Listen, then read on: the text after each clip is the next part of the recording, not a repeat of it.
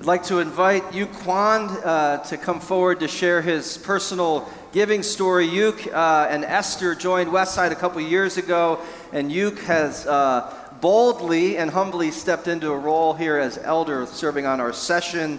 He's very active in our men's ministry in particular. We just spent some time in the woods in Warwick with our men. He hosted last month's Third Thursday and is part of our men's council group. So Yuk, we welcome you and thank you for sharing your story today.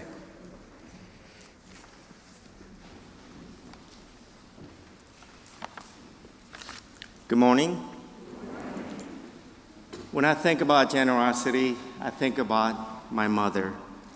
She was the first person who taught me what it truly means to give, not just from abundance, but from the heart. Every Thanksgiving, my mother roasted 2 turkeys, one for us and one for our neighbors. That second turkey was not just food. It was a symbol of care, of community, and of a spirit that always looked outward.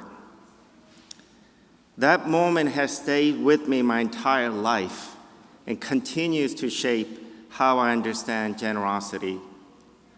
Leviticus says, "Don't harvest to the edges, leave something for the poor and the stranger." My mother lived that. We are blessed for the fruits of our labor, but we are also called to intentionally leave a portion for those in need, our neighbors, the poor, and the stranger.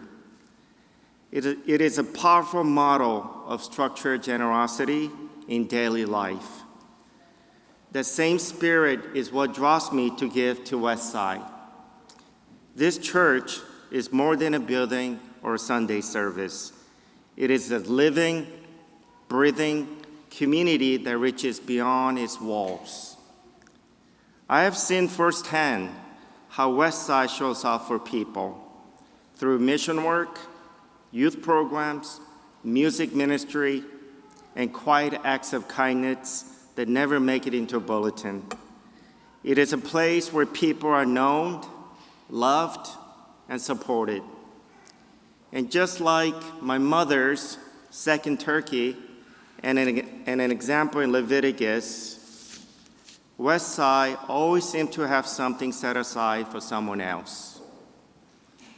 One story that stands out to me happened during a particularly difficult season in my life.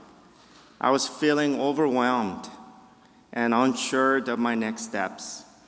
One Sunday after the service, someone from the congregation, someone I did not know well, came up to me and said, "I have been thinking about you. Can I pray with you?"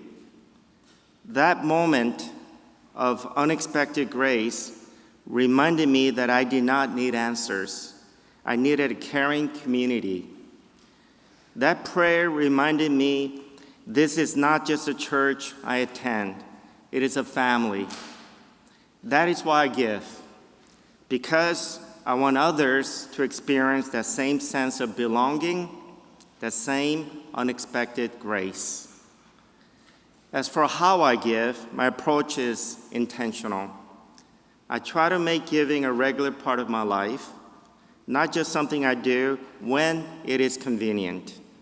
I set aside a portion of my income each month and also look for opportunities to give my time and talents. Whether it is helping with a project, mentoring someone, or simply showing up when someone needs support, generosity takes many forms. And I have found that the more I give, the more connected I feel. Not just to the church, but to the God's work in the world.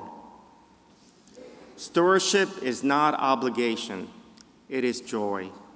Everything we have is a gift, and our giving lets others taste that love.